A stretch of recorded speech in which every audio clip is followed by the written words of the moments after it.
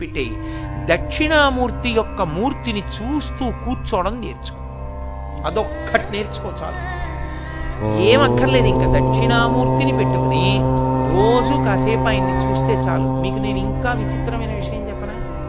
సంటి పిల్లలు కొంచెం కొంచెం పెరిగి పెద్దవాళ్ళు అవుతున్నప్పుడు ఇంట్లో అందమైన దక్షిణామూర్తి విగ్రహం ఉండి, విగ్రహం అంటే ఫోటో కనీసం ఉండి, పిల్లలు కాసేపు దాని వంక చూడటం అలవాటైతే మీరు చూడండి, నేను యథార్థం చెప్తున్న, పెద్దలు నిర్ణయం చేసింది.